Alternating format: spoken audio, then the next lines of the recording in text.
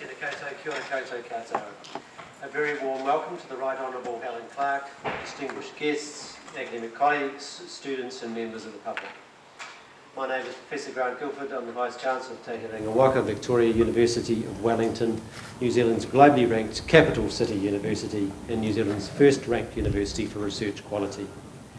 This week is Toitū Te Ao, Sustainability Week at the university, during which we are focusing on the criticality of sustainability through a wide range of talks, debates and other events. Tonight we have the immense privilege of an evening with the Right Honourable Helen Clark, former Prime Minister of New Zealand and Administrator of the United Nations Development Programme, as she discusses sustainability with Gill Greer. In this conversation on sustainability, Helen Clark will bring to bear her vast experience in government, policy and global affairs, all working to solve deep and complex problems. Serving for 3 successive terms from 1999 to 2008, Helen was the first woman to become an elected Prime Minister in New Zealand. Throughout her tenure as a Member of Parliament for 27 years, she engaged widely in policy development and advocacy across the international affairs, economic, social, environmental and cultural spheres. She advocated strongly for a comprehensive program on sustainability for New Zealand and for tackling the challenge of climate change. For instance, her 5th Labour government established New Zealand's emissions trading scheme. In 2009, Helen made New Zealand proud when she became the administrator of the United Nations Development Programme, the first woman to lead the organisation. She served 2 terms there and at the same time was chair of the United Nations Development Group, a committee consisting of all UN funds, programs, agencies and departments working on development issues. As administrator, she led UNDP to be ranked the most transparent global development organisation. Helen continues to speak widely and to be a strong voice on sustainable development, climate action, health, peace and justice, and gender equality and women's leadership. Helen, it is a great honour for us to have you here this evening. Thank you. Gill Greer, who will be facilitating tonight's discussion, is a phenomenon in her own right. Dr. Greer was Chief Executive of Volunteer Service Abroad and the National Council of Women and Executive Director of Family Planning New Zealand. She is also a former Director General of the International Planned Parenthood Federation in London, where she oversaw an annual budget of $125 million US, delivering services to women in 189 countries. Dr. Greer became a member of the New Zealand Order of Merit in 2005 for services to family planning and to literature, and was also recognised in 2012 with a CBE from the British government for services to international health and women's rights. Gill has also had a long association with this university. She was our Director of Student Services and Assistant Vice-Chancellor, Equity and Human Resources in the 1990s, as well as a member of the University Council. She is also a well-respected author and an expert on Catherine Mansfield, and completed her PhD here as well. As a capital city university, we feel a particular responsibility to foster the kind of conversations you will enjoy tonight. We have a strong commitment to sustainability, and if I single out climate change, 5 of our staff are lead authors for the next report from the Intergovernmental Panel on Climate Change, one of the largest groups of authors from any organisation to be involved in preparing this major report. We're determined to ensure the results of our research on climate change enrich our teaching and our organisational practices. For instance, we were the first New Zealand university and one of the first universities in the world to initiate divestment from carbon-emitting fossil fuels, and later this week, Climate Minister, the Honourable James Shaw, will be joining us for our launch of our comprehensive new emissions management program to achieve net zero carbon emissions by 2030. Climate change and other aspects of sustainability are the defining issues of our time, and I do hope you take advantage of our other events during Sustainability Week to learn more about them and to discuss how they might be addressed. I'm sure we can expect insights of plenty this evening, and invite you to join me in welcoming the Right Honourable Helen Clark and Gill Greer. So thank you.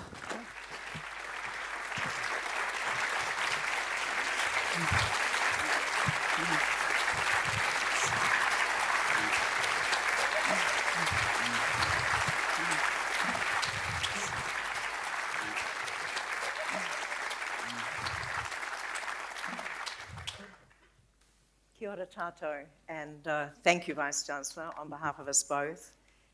Thank you all for being here, and thank you both to the students and staff of Victoria for organising such a fantastic event as a Sustainability Week. It's just great, and to think that you've worked on it together as well, it's even better.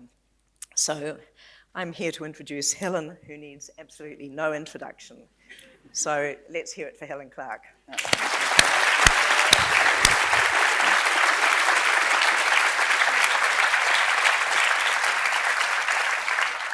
So Helen has become, I think, an absolute leader for sustainability.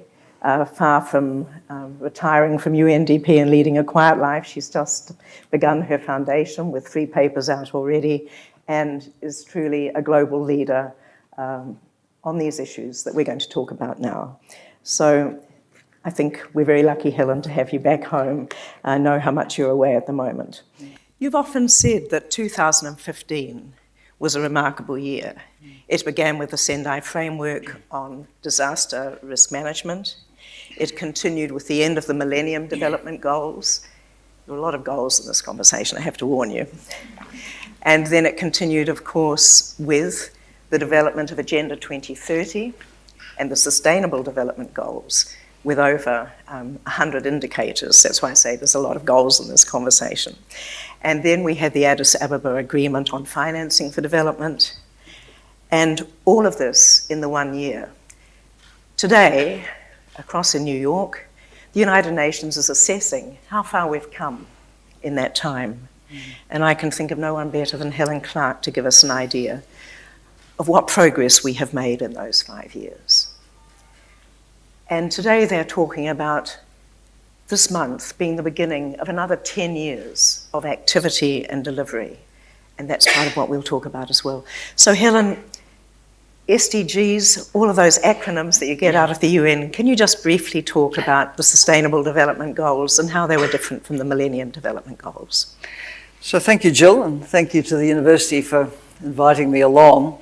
Well, I spent 8 years in New York at the sort of end of the period of the Millennium Development Goals and through the transition to this new Sustainable Development Agenda. The Millennium Development Goals came out of the Millennium Declaration, which was issued by world leaders who came to New York for the Millennium Summit. And for those of you who can remember the dawn of the new millennium, it was actually a time of quite a lot of hope that maybe we could have a better millennium than the one before. And Kofi Annan spurred the diplomats to negotiate the visionary Millennium Declaration, and then out of that came the 8 goals, which were referenced in the declaration, but for years there was a bit of a feeling that actually the diplomats hadn't negotiated the goals, so they didn't get as much traction as perhaps they could have early enough. But the point about the Millennium Development Goals was that they were largely aimed at what developing countries needed to achieve. That was largely the first 6 goals. There was an environmental one that was 7th but didn't get a lot of traction. And then a partnership goal. And of course, core to the partnership is always money. And the internationally agreed goal for developed countries like ours is to devote 0.7% of gross national income to development assistance. And only half a dozen countries have ever achieved that, and one of those doesn't do it today. So money was always an issue. But towards the end of the Millennium Development Goal period, there was the Rio +20 UN Summit on Sustainable Development in Rio de Janeiro, 20 years on from the Earth Summit of 1992. And that major conference mandated negotiations on a sustainable development agenda, which would not be about things that developing countries needed to achieve, but would actually be a universal agenda applicable to all countries from New Zealand to Somalia, basically. And it set out to promote a holistic way of looking at development so that you shouldn't be mortgaging the future of future generations with the way you trash the environment. We need stable ecosystems, we need our biodiversity, So when we're thinking about development, we need it to be consistent with maintaining ecosystem integrity. And of course, traditionally, development hasn't been about that. It's been about pollute first, and then if you get to be a rich country, you clean up later. But it's a struggle. As we know ourselves with the state of our waterways, and China knows with the state of the air in its cities, and so on. So, yes, the Sustainable Development Goals were many more in number than the Millennium Development Goals, which has been a problem.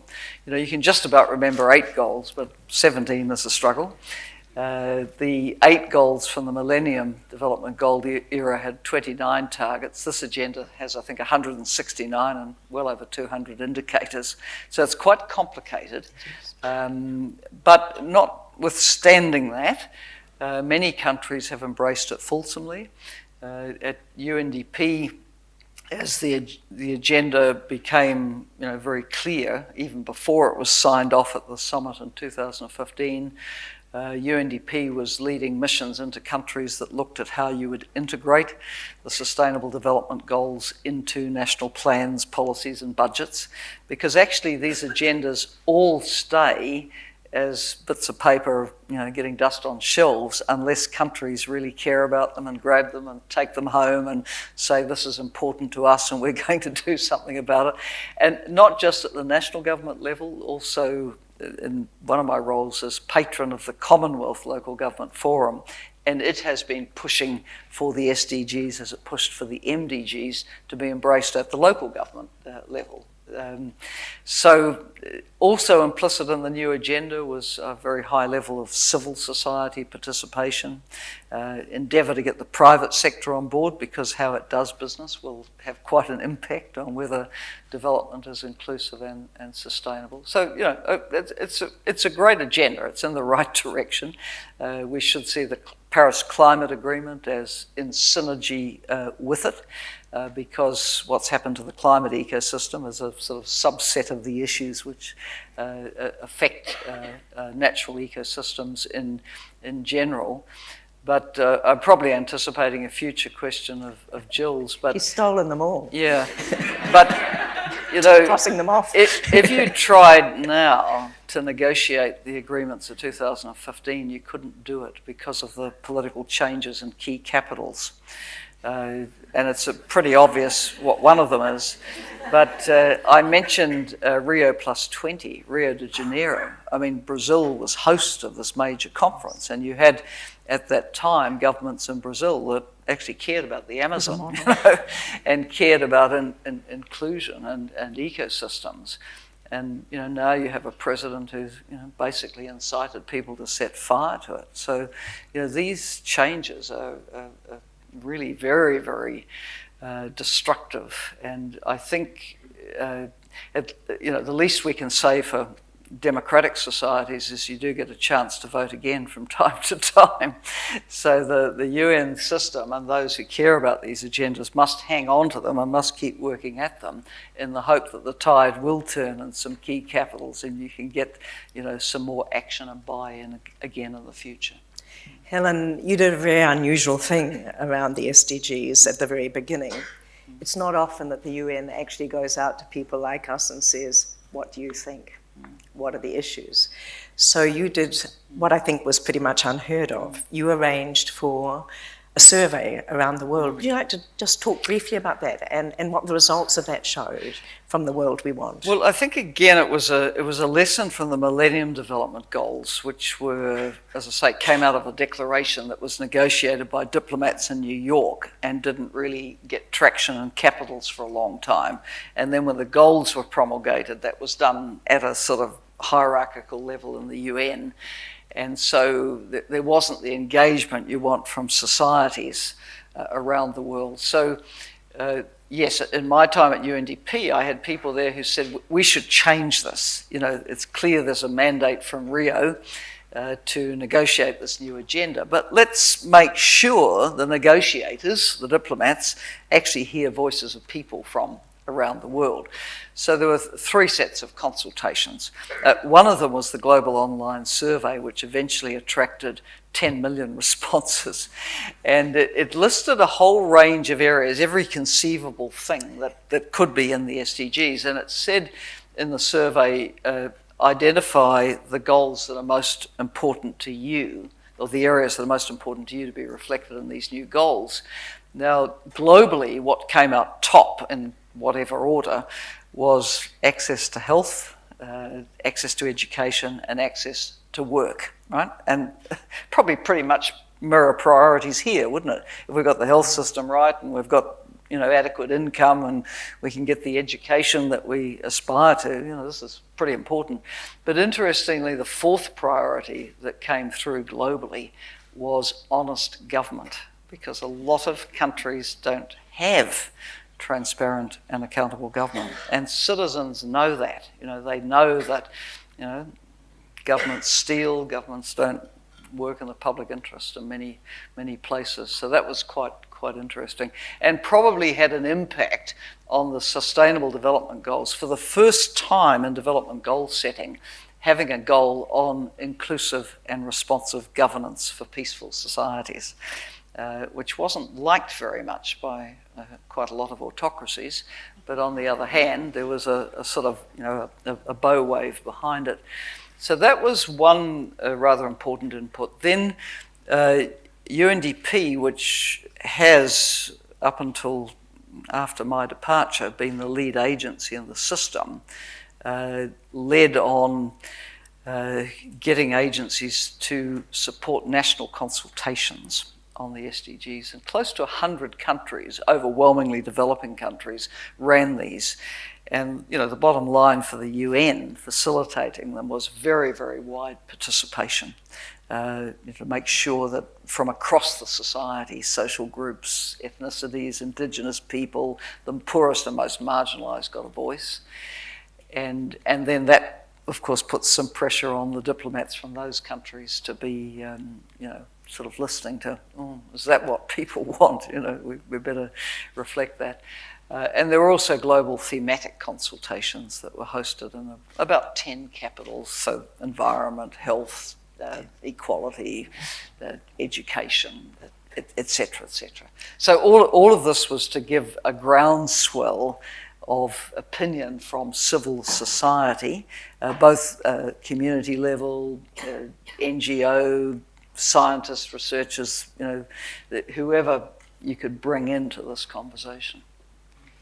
And I think that's really important to think about, because what you have in the SDGs really is a desire for a more just, equal, sustainable world. So that builds that whole idea of sustainability. And so often people think about sustainability as just about the environment, don't they? But in terms of human rights, for example, any comments there, Helen, around the importance of the SDGs in terms of social justice and human rights?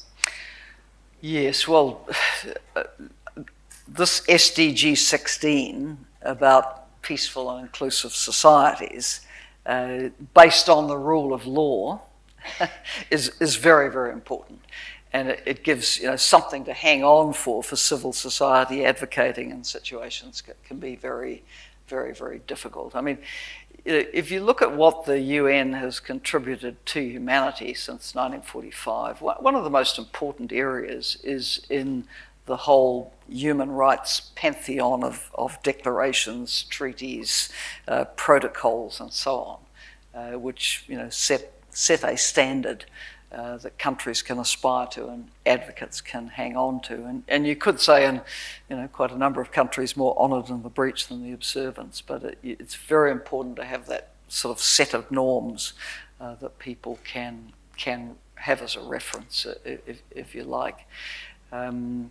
So yes, the SDGs can be supportive of that. What was the other aspect of that question? You asked about. I've completely forgotten. You've completely forgotten. Yeah. I'm busy thinking of the next one.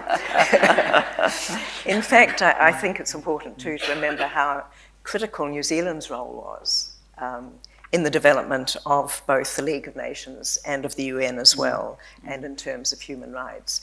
One of the differences, I think, too, that Helen and I would both regret in some ways is that the SDGs are not a convention or a treaty or a covenant. So therefore, they don't require a legal, or they don't have a legal status in terms of the commitment. But then you wouldn't have got agreement on a treaty. No, see, that's true.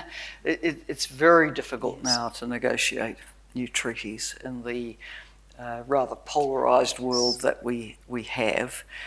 And, you know, one of the last significant UN rights treaties that was negotiated was the Convention on the Rights of People with Disabilities, and New Zealand played a leading role in that. The Ambassador Don Mackay was one of the lead diplomats on that negotiation. The United States has never ratified that, and, you know, in certain contexts wouldn't even have gone along with the agreement, because you have to have every state agreeing to these treaties. So the SDGs were always, you know, it was a negotiation in the General Assembly. It's not binding, but, you know, you get buy-in. I mean, the governments all come and sign it. They parade before the high-level political forum to talk about what they're doing about them or not doing about them. So there's a kind of, you know, moral pressure. And my pick is that as the years go on, there'll be a bit of a panic about lack of progress, and I can come back to the lack of progress in a moment, and you'll see more concerted activity probably in the last 5 to 7 years than you see at the moment. That's exactly the way it was with the MDGs. There was a rush in the last 5 years. So we have then 193 countries which did sign up to the Sustainable Development Goals, to the SDGs, and just as a reminder, one is about climate change. Number 17 is about partnership. And in many ways, that's probably the most important partnership between the private sector and government, between civil society and academia, and government and the private sector. So that's critically important. Interestingly enough, we just did as you know, a survey of 186 organisations here to do a people's report on New Zealand's progress, and that was interesting in itself. But same too, health and education were placed first as the most important to New Zealand today. And the one, sadly, that was placed lowest was SDG 17. So there's something happening. There's something in the water, if you like, at the moment about people feeling not so strongly about partnership or not believing it's possible. And I think that's an important point around collaboration. But I want to come back to one thing, Helen. You mentioned, for example, the US not signing up to the Convention on Disabilities. Today, the head of the Human Rights Council, Michelle Bachelet, whom you know very well, said that we have reached a point with climate change where the cataclysmic degree of global heating, she didn't use warming, will make it impossible for any nation, institute, or person to stand on the sideline. And yet the United States is on the sideline, and some of you will have heard President Trump say earlier this week, well, I wasn't elected to represent the people of Paris, referring to the Paris Agreement on climate change. Right? Now, work that one out. I wasn't elected to represent the people of Paris, and he cannot, for example, tell the difference between weather and climate. It's completely impossible, it seems. What do we do about that? This is serious stuff, we shouldn't be laughing. But in fact, it's a bit like New Zealand with its living standards framework, which is the focus of the government rather than the SDGs, but the two, of course, can fit together. We just need to make it more formal. But it's not as if we are in a little bubble. We're in a world where one country's emissions, and we, per person, have a very high rate, where one country's emissions become another's pollution. Until the US joins agreements on climate change and the Sustainable Development Goals, what chance have we got? They are standing on the sidelines. You see, the federal government is missing in action, but in a sense, life is moving on without them. So when Trump was elected, he said it's going to be a new age for coal. And I think he has an image that coal is still mined by people who go down a pit with a hard hat rather than by heavy machinery. Coal is down in the States. You know, these mines aren't profitable. There was a report in recent months that said for the first time, power from renewable sources in the States had exceeded the generation from coal. I mean, coal's on the way up. Whatever Trump says, it's going down. The writing's on the wall. And secondly, while the federal administration will flail around and say these things, the reality is that in the powerhouse states, something is being done, right? California. It doesn't matter whether you've got a Republican or Democrat government in California, they're going to act on climate change because they're so impacted by it with the extreme heat and the fires and the droughts and so on. So right down that western seaboard, the eastern seaboard, progressive states that you find in middle America as well, people are doing things, cities are doing things. And that's why I always say that I've just been in Australia doing a couple of major events like this one, and there's a lot of depression in Australia after the last election where, you know, the state of Queensland, which apparently doesn't like climate action much, didn't go the way of change. But I say, well, okay, but fine, but you've got other levels of government in Australia which can act, you know, and you've got cities that can act, cities of scale. I mean, there you've got, you know, greater Sydney, which, you know, sort of not that far off the population of New Zealand probably. If these major municipal areas act, you get impact all right. So, yeah, in a sense, I sort of disregard Trump's rhetoric because I think there is action in the United States and there are many people who see where it needs to go. And you talk about cities and local government, so we're just coming up, as we all know, to local body elections. And in many ways, this is surely where the heart of the Sustainable Development Goals and also much to address climate change or the climate crisis can happen. So my hope would be, and I think you would share it, that everybody in this room who goes to listen to those standing for election on whether it's DHBs, Auckland DHB, for example, has reduced its emissions by 20% in the last couple of years. What would be the question you would ask somebody standing for a local body office in the next, you know, few weeks in the election? What would be your question? If it was me, what I would be asking is to prospective candidates, first, are you aware of the Sustainable Development Goals?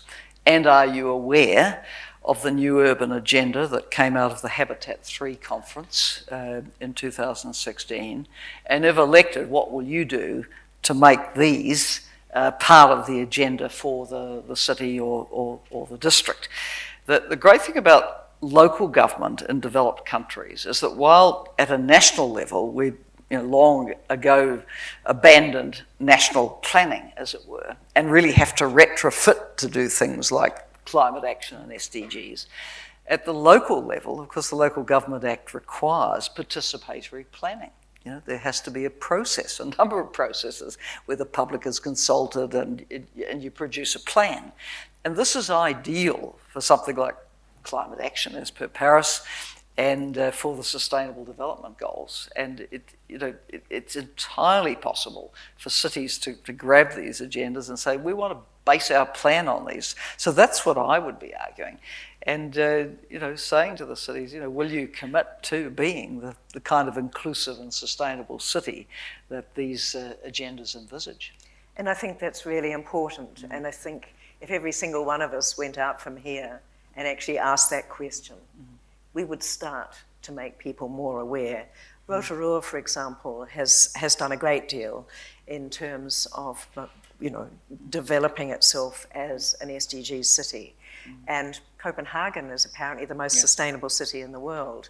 Wouldn't it be fantastic if Wellington, for example, was to be able to follow in its footsteps? So I think that's an exciting way. So coming closer to home, how do you think New Zealand is going? It's just presented its first voluntary national review to the high-level political forum last month, the month before last, showing its progress. And I think Rwanda has presented 5 reviews so far, which is extraordinary. Much of it around young people, driving change in Rwanda. But how do you think New Zealand is going? Well, New Zealand hasn't really picked up the SDGs, despite them being accepted and signed off by the previous government. John Key came up to the summit, and New Zealand sort of signed on. We're in the situation where Sustainable Development Goal agenda is highly consistent with a number of things the government's doing, from the wellbeing budget to the living standards framework to the new announcements on water, the climate action framework, the zero carbon bill. There's a lot of things happening. And in my opinion, it wouldn't be a Herculean task to say, let's put it in this overall framework. And that would then make New Zealand's reporting and what it had to say about its work on SDGs rather more meaningful. I've had a look at the report that was put to New York, and it didn't really address the targets at all. The People's Report, which Gill and civil society produced, actually does go through quite methodically, and I think is an excellent report. One of the issues in our system, as I say, is long ago, like other developed countries, we abandoned a sort of planning capacity.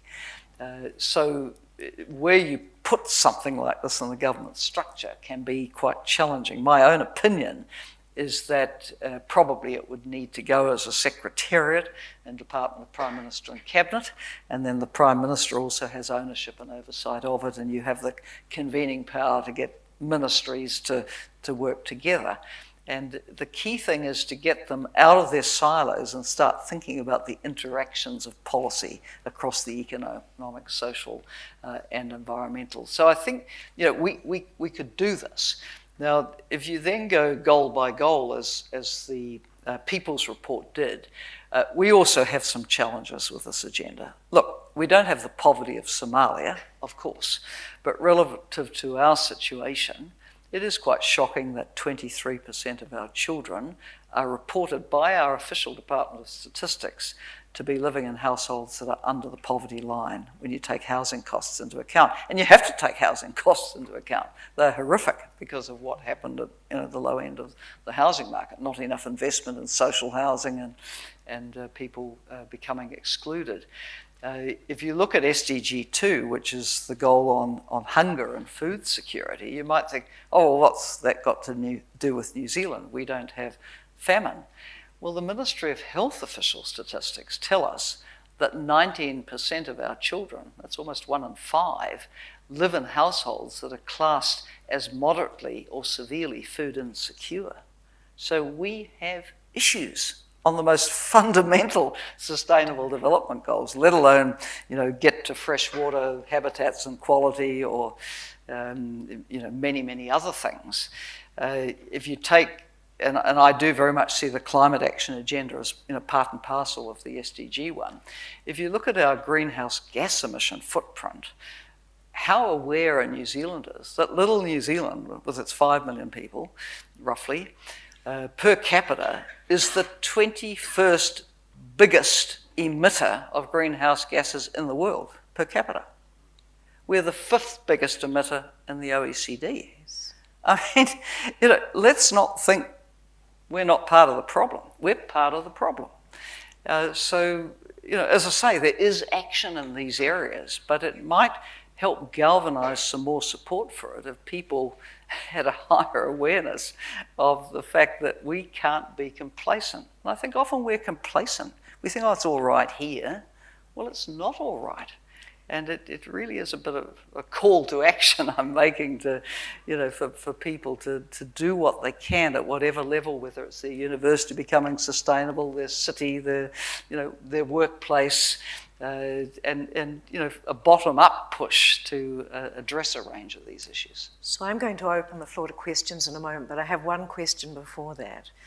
Some years ago, you were at the Small Island Developing States Conference in Samoa, which is also in this month of September being reported on at the UN. And a group of Pacific women who I think have huge regard for you met with you And you said to them, what's wrong? What's worrying you? And of course, they were confronting climate change, and the Prime Minister of Palau saying every tin of food that comes from New Zealand should have a health warning on it because of obesity and so on. And you said, so what's wrong? And they said, it's too big. And I think many of us think this.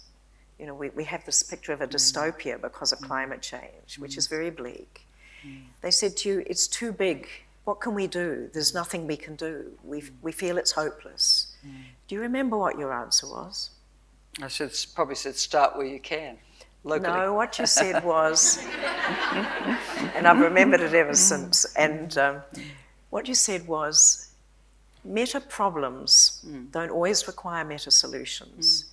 Every small step taken in the right direction collectively can make a difference. That's very much part of your thinking, I think. Oh, yes.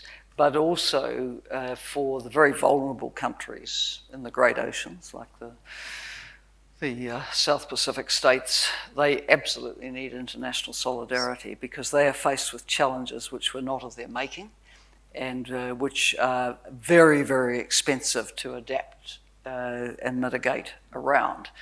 And I guess many here would have followed what happened at the Pacific Island Forum recently, where Australia's stance was just met with outrage by the South Pacific, because they are seeing the rising of the ocean affecting them in many ways, and not only by the mega storms, which are becoming more frequent and more intense, but also just plain ordinary agriculture and cropping anywhere near the coastline. And in many islands you can't get away from the coastline, you're living on the coastline. So the seawater inundation, the spray, making agriculture more difficult. And you can grow in these conditions, but you need adapted plants and technology for that. So it's an existential threat for the small island developing states, what's happening with the climate ecosystem. And the money promised by rich countries like ours under the Paris Agreement for climate action has really not come in. The Green Climate Fund has never attracted a lot, and if you add up the bilateral aid spend, it's not fantastic either. You also find in the climate change conversation often a bit of a disconnect in that developing countries are very much talking about the need for support for adaptation, whereas we need adaptation too, but we also need a major mitigation conversation. But as well, developing countries need support for mitigation in the sense that if they were to follow the development path that we had with polluting power and cutting down all our forests and so on, they contribute to the problem as well. So support for renewable energy, for putting economic value on the forest standing rather than being cleared for agriculture, and this is really the issue in the Amazon, the Congo Basin, Borneo, etc. We're not going to resolve these issues for the Pacific, the Caribbean, the Indian Ocean, Cape Verde and the Atlantic without international solidarity. No, of course, and we need the systems in place. And I think it's ironic too that whereas here we are concerned so much about rising sea levels, and then of course you have spent a lot of time in North Africa where we see the impact of desertification and conflict and the impact on women, and I think that's an area too that you have a particular interest in. Yeah. And remembering that women are likely to be, 25% more, I think, affected by climate change. So on that note, we'll open up to the floor, and there are microphones descending the stairs. If you wouldn't mind putting up your hand, and anyone who would like to ask, thank you, Sophie. Anyone who would like to ask a question, please do.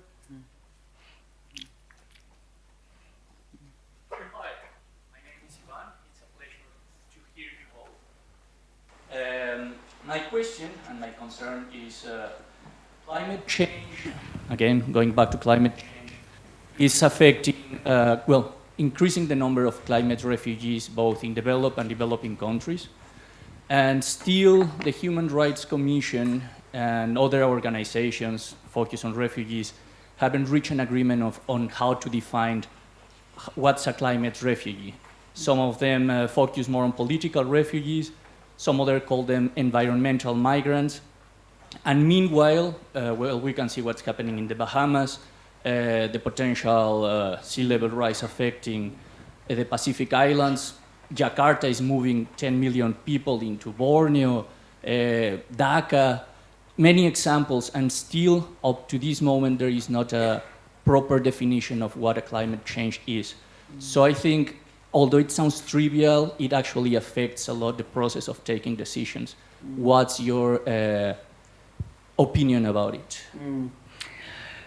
Well, last year there were two new compacts adopted by the international community. One was the one on refugees, which didn't have much to say on this area, you're quite right. But the Global Compact on Migration, which ended up becoming quite controversial because the Americans wouldn't sign it and the Australians wouldn't sign it and so on. And there was even a flurry here with some people trying to claim it was a breach of national sovereignty, which is ridiculous. But of course, New Zealand signed it in the end. But that compact did give civil society actually a sort of step in to be able to pick up the issues of climate-induced migration. There is a reference there that is, at least mildly positive, as it were. But this really comes back then to the adaptation issue. How are countries going to adapt to these forces? The World Bank had a study out early last year, as I recall, which projected that in the worst case scenario, which is probably what we're facing, that you would get climate refugees amounting to about 2.3% of the populations of South Asia, Sub-Saharan Africa and Latin America. And that's a lot of people. It didn't count East Asia and Southeast Asia, which are also very, very badly affected. It made the point that most people, fleeing from where they've lived because of climate change, will not go over international borders. They will be internally displaced people. And what insight you gain from that is that if people are being pushed back from villages on the coast and coming to cities, then adaptation is also about how you urbanize and provide for significant populations coming in from either areas that are experiencing impossible and recurrent drought, like in the Horn of Africa, or the seawater inundation in Southeast Asia or whatever. The bank study looked at some hotspots where people potentially would go over borders, and the extent to which that could be a hotspot also for violent conflict with newcomers coming in. So there are some very, very big issues around this. But I think the Global Compact on Migration does have a framework where we can start to have a more intelligent conversation around these issues. Certainly desperately needed, isn't it? Another question? I'll take one in the front, thank you. I'll come to the back next. Hello. I was wondering what your thoughts were on New Zealand's stance around declaring a climate emergency, and just any sort of theories or thoughts you might have on the implications that something like that could have in the future. Well, I mean, the situation is very urgent. I suppose if you cleared an emergency, it would be a call to action, and really use it to propel forward the zero carbon bill and the many things that have to be done. I suppose my caveat would be that sometimes when you talk crisis and emergency, it can be disempowering as well. People think, oh God, it's just hopeless, go and play golf or do something else. So I think in this whole debate, we need a sense of agency, that there are things that people can do, and that you should be demanding of your governments and at every level.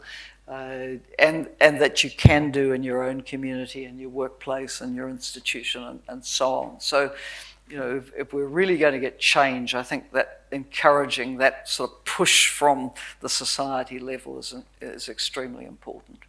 I'd be interested to know, for example, whether those of you who are in who are working, not here at Victoria, I don't know the answer here, but if all the organisations people work for have, for example, a climate policy and how that impacts on procurement. Or sustainability We just did policy. a survey recently, and only 60% of the NGOs we surveyed, 180 something, had either a climate or a sustainability policy or specific procedures. So that's one thing that can be done along with those others. And as I say, what I have seen a lot of in other countries, and you will have too, is the localization of a global agenda. So young people in particular leading the charge in making a difference where they live. And that's why I come back to local bodies and where we live as well. And no, it's not enough by itself, as Helen says. At the back, there was a question about 2 rows, a little bit further from the back. Yes, all right, thank you. You. Hi there, Carlos Chambers here. Thanks for the discussion. My question is for you, Helen, and it's, I guess, how would you characterise or describe your mental and emotional states over the journey you've been on? And I guess I'm curious about, in the face of what you described as polarisation of capital cities and kind of adverse, some decent headwinds for the sustainability agenda and some slower progress. How do you get inspired and stay positive? Because you seem quite positive tonight and you're encouraging action and talking a lot about it. So yeah, I'm curious about how you stay energised. Well, you know, my attitude is you're a long time dead, so you might as well make the most of the opportunity you've got to, you know, motivate people to really believe that it is possible to go where we need to go. And there are headwinds, no question. I mean, you know, don't you feel a headwind every time you open the newspaper or turn on the BBC or look at the Times news app or something? I mean, really, they're the most ridiculous things happening in the world, but there's also incredible people doing amazing things, and we must take our inspiration from them and support those in our own society who are, you know, really trying to make a difference on these issues. Right. I think that's very true, and I mean there are some good news stories to tell. In many ways of the last 10 years of development under the MDGs and elsewhere. But as one finance expert said, what is it? We have to stop borrowing money we don't have from to buy things we don't need, to impress people we don't care about. So it's something all of us can do, I suspect, and that's our consumerist kind of thing. I mean, I drive a Prius, and a white Prius, and I think people think I'm an Uber till I get out and they realise I'm far too old to do it. Next question, let's go over this side. We haven't been to the left, and I think we should go to the left. It's our left. Anyone over here? Yeah. Kia ora, Sally Ann Moffat. Right now, it's exciting to hear you talking about taking action. I'm trying to take action to protect... Wainuiomata River. Represent! Support this amazing woman who's leading the charge against what the landfill's doing to the river. Thank you. So I'm trying to protect Wainuiomata River from our local body politicians who think that the floodplain of a river is a good place to put clean fill. And as you said, Helen, in a tweet to me, clean fill by any other name is landfill. That's right. And I'm taking action, and I have a website, and I'm working hard. I've had a public meeting, and Trevor Mallard and politicians came along, and it was fantastic. But where I'm at now is the council are doubling down.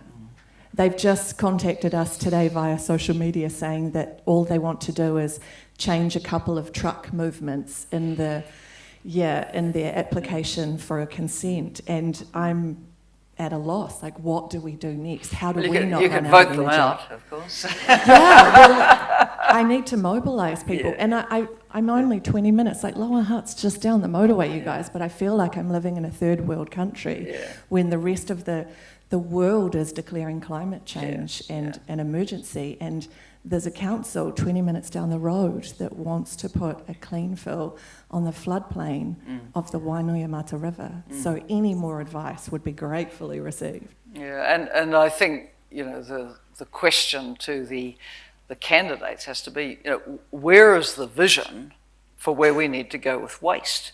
I mean, what about zero waste to landfill? What about reduce, reuse, recycle? I mean, where we have to get to is that we don't have any more landfill, right?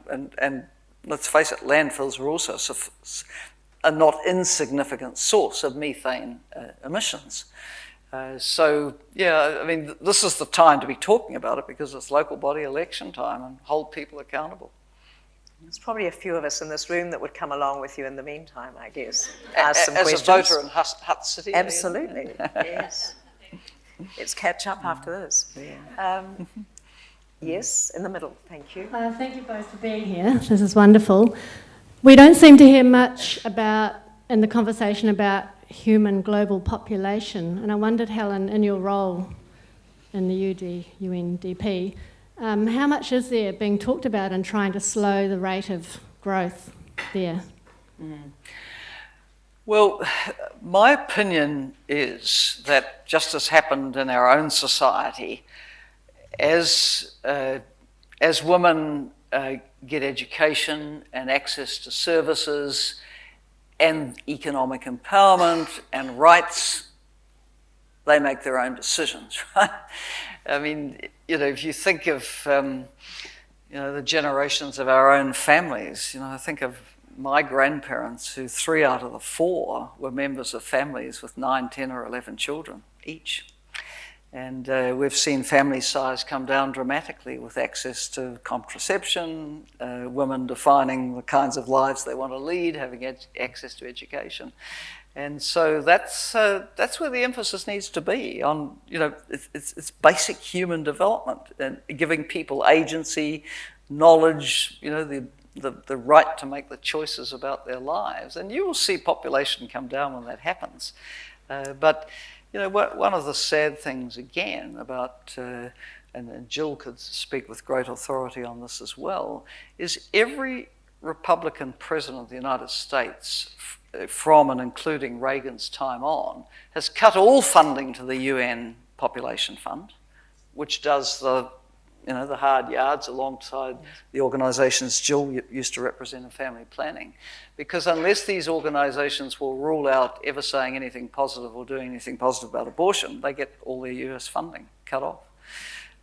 So, sexual and reproductive health and rights is a big issue in the global community. And on that score, watch in November, mid-November, there will be a major UN conference in Nairobi. And it's roughly called the Cairo Plus 25 conference, because in 1994 there was a landmark conference in Cairo which set the sexual and reproductive health and rights agenda. And actually many have been scared to run another conference in case it went backwards, particularly in the current political context. But it will be a conference where you'll see all the people really pushing for people to have access to services, to know their rights, to have empowerment, to come and talk about the issues. And I think generally it's summed up by a belief that women want more for their children rather than more children, generally speaking, if they are able to have that choice. If they have that choice. So one last question then, please. At the back corner. Thank you. Hi, there have been some strong messages here today, and my question would be about getting the message out, because we live in an information age and there's loads of different ways of delivering this message, but the message is often lost in silos of people, and I'm sure everyone here has similar viewpoints, which is why we've come today. But is there any way forward that the delivery message of social media and your time in politics and the advice you'd give on getting the message out, or what's on the horizon? Because even with the fires that have been happening, it took us 4 to 5 months to get it into our media, and yet it was only really focused on the Amazon when there was far worse events happening around the world at the same time and during that period. Like, it just seems to be a disconnect, and how do we change that? Well, yes, I mean, think of the Siberian fires, which are also very, very disastrous. And I've just been in Australia the last couple of days. Here we are, early spring, and there are bushfires raging in Queensland and New South Wales. And, you know, we're not even near the summer. I mean, it's really incredible to me that at the Australian federal government level, they're not, you know, sort of reading the tea leaves on what's happening to the climate. It's very, very strange. But anyway, how do we get the message out? In many ways, it's much easier now than it was when I was active in politics here, because that was really pre-social media. You know, Twitter only goes back to about 2008, right? Facebook was just sort of getting underway then. So we live in an age where it is easy to connect communities. Of course, you know, there is the point that people may live in their own bubble, but you know, if there are more ways of going out direct to public opinion than there ever used to be when we were dependent on traditional media taking an interest.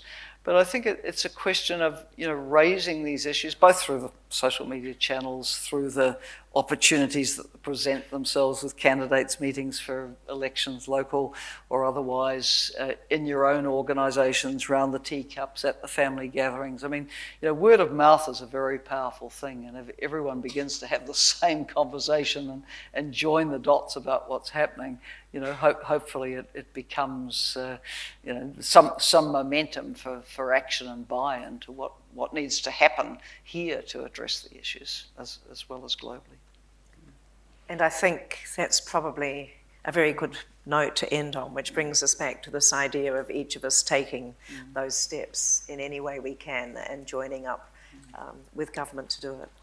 Helen, there's an African saying, whakatoki, which goes, when the music changes, so must the dance. And I think you have convinced us very clearly the music has changed. The dance that we all do must change. But there is hope, and there is a whole raft of things we won't even have begun to think of. Just as, for example, our grandparents would not have dreamed that we would lead the life we do today. And I think if people like those in this room spread the word in the way you've described, then that in itself will be enormously important. So I just want to thank you on behalf of us all for your leadership around the globe. It is amazing. You are a one-woman machine in all sorts of ways, but the good that you do in writing and speaking and with your new foundation to raise people's awareness. From all of us here, thank you so very much indeed.